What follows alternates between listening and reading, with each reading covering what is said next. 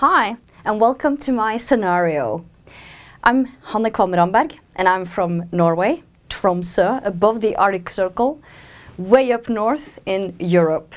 So I'm going to tell you about my scenario, a story from my classroom teaching by using Facebook and apps in the language classroom.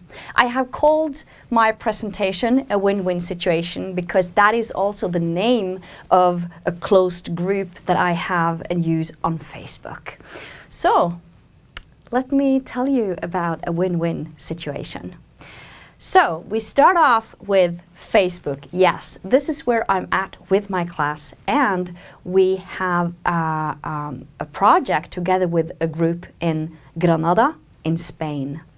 So I have made a group, a closed group on Facebook, which is called a win-win situation. And in this closed group room, we communicate.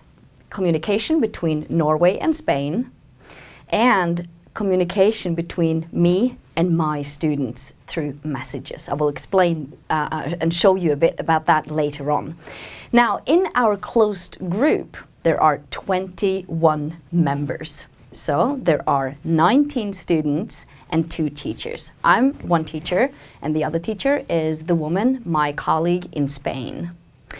So let me just explain a bit to you how I use this in my language classroom. A Facebook group, number one, it is a closed group. Only the members, the invited members, can be active and be part of that group. Also, within the Facebook system and the group system, you can save and download documents, photos. You can come up with events within the group, and also, of course, a bit of information about that group. So that's basically our main page, or the first page of our web-based, Facebook-based project called A Win-Win Situation. So I teach Spanish in upper secondary school. I have a project together with Spain, and this is the very beginning of the course, or the project, sorry. So I just wanted to tell you that in November, mid-November, we started up this project. And this project lasts for 5 months. We just kind of rounded up, we just finished off the project. So, you know, using Facebook in the classroom, you can use it to only your own students. You can use it, as I also do here, with cooperating with another country. And it could be long or it could be short. So this project, 5 months, okay? Now, working with maps is always interesting to start off working with maps and working with maps digitally. So here is a program called Quip Maps that I have pinpointed our city. So Tromsø in the way up north above the Arctic Circle, and then we see Granada in Spain down here. So the students can easily see where we are at. So it's kind of motivating to work together. So this is, I have just, this is a JPEG, this is a picture of the map that I have made online. So this is the beginning, and I say welcome to our project. And the students, they work with maps and are able to try out working with quipmaps.com. Moving on, so who are administrators and who are the members? So me and my colleague teacher in Spain, we are administrators. So we can kind of read, delete, and organize, invite members and so on in our closed group. And of course, the members, other members are the 19 students involved. Half of them Norwegian, half of them Spanish. So it started off with adding members to the group, and of course, the students, they introduce themselves to each other. The Spanish, they want to learn more English from us, and we want to learn Spanish from our Spanish partners. So we have both Spanish and English as our working languages. So here we add members and we start introducing ourselves. Now, another thing that I want to show and share with you is we use a lot of different tools, web-based tools, but one thing that we use, which is quite effective, and is to make PowerPoints. To use either Microsoft PowerPoint, Mac PowerPoints, Keynote, which is a Mac-based product, whatever really, OpenOffice.org, have a presentation part as well. So anyway, whatever you use, most of these presentation programs you can make into QuickTime movies. And you can post it on Facebook or in a blog or a wiki or whatever. So here, in this case, we use this closed group of Facebook. The students make PowerPoint presentations. They make that again into a QuickTime movie and post it here. So, of course, people comment, they can like, so it's a brilliant way to share information.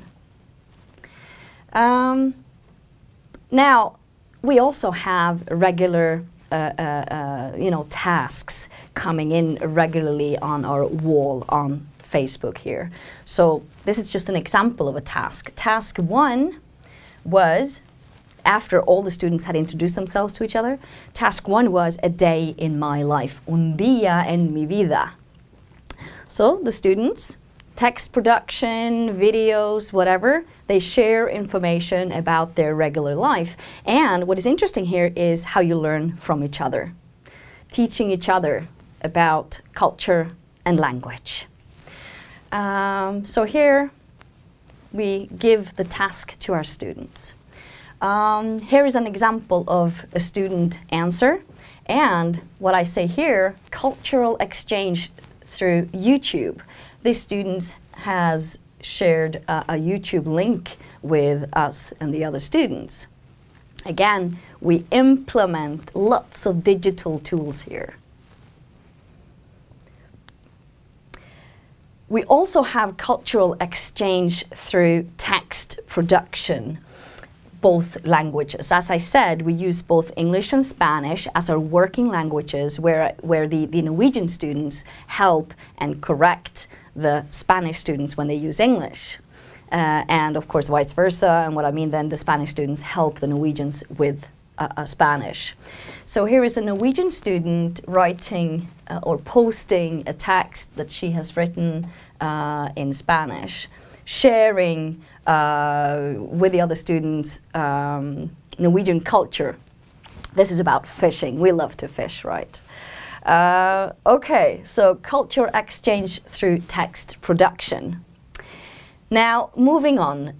Okay, so what I have showed you now is, just examples, few examples of the Facebook closed group cooperation we have with Spain. Now, in addition to that, I also use Facebook in my communication with my students here in Norway. Why do I do that? And that's where we are at now. Most of my students, they are on Facebook. So here, blended learning, or why work on many arenas when you can work on one? So my students, they are on Facebook. So when I need to give them messages, if I need to share documents with them, why not do it on Facebook? I reach them easily. Why do they have to log on to another arena to get my information? So I have these students in the classroom as well, but the combination with traditional classroom with these so-called social medias and those two arenas working together, it works really well. So as I said, I use messages. Messages is also closed in the Facebook system, right? So it's only me and the student that will get the information. So here is an example where two of my students need a certain message, right? So I send them a message here, and I also add a document. I need to give them this document, and I do it on Facebook. And we know how this works. because when you have your smartphone, you get a notification when there is activity on your Facebook profile. So when I enter this message, you know, the students will get the notification, will check it out, and will look at his phone and say, oh yeah, this is a message from my teacher. So access, this is about access, easy access to information, and we are able to share quite effectively.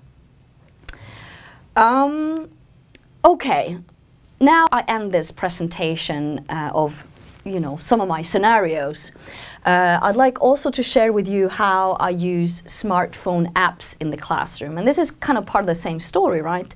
This is, you know, my class, we use the smartphone quite a bit because they log on to Facebook through their smartphone and also use apps. So let me just show you. This is a picture of a smartphone with the applications that we use. So here we have a direct YouTube app. I can ask them to have a look at a Spanish soap opera piece. And I say, go into that, and they can look, use their handheld phone to do that. And here, this one is a verb app where you conjugate the verbs. Verbs are a bit complicated in Spanish, so some of my students, they need help to kind of easily access, you know, the verb system and also how the verbs are conjugated. So the student just go to his phone and choose the verb app and can easily get help to conjugate a verb. Here also, this 24/7 tutor is actually an app with phrases and expressions in Spanish. This is, I have to say though, this is beginner's level of Spanish. So these apps work really well for beginner's level. Also here, as you can see, essentials. These are phrases that are read up, audio phrases in Spanish, brilliant for practicing pronunciation. Cadena 100, this one is a radio station in Spanish. Here, Spanish for Dummies, again, phrases, right, that they can kind of learn by heart. And here, El País, Spanish newspaper. Of course, it's quite advanced Spanish for my students, but it doesn't really matter. They can kind of just see the headlines, get a feel with Spanish media. And El Libro Móvil is kind of an overview of Spanish books and magazines and such. And then finally, these two here are translation programs. And of course, most of us teachers, we do not like translation programs. Number one, the student does not learn so much by using these. Number two, the translation programs are quite bad. But it is for help. If you teach the student how to use these apps in a wise manner, you know, it's just positive, really. So that was just an example of smartphone apps that I use in my classroom teaching. So I want to end my presentation with this picture. A picture is worth 1,000 words. And that is so true. Now look at this picture. I love this picture because it's such a good, it's a very good picture of my teaching and how I kind of blend the different arenas. So my lovely student here, working with his paper books in Spanish, sitting in a traditional classroom on a traditional desk, but he uses his smartphone. He's writing an entry to post on the Facebook wall, and he also has the apps that I mentioned to you in front of him on the cell phone. So that is a kind of a picture of the scenario in my classroom, language classroom at Frisvoll, which is an upper secondary school in Northern Norway. So that was a bit from me. Thank you very much.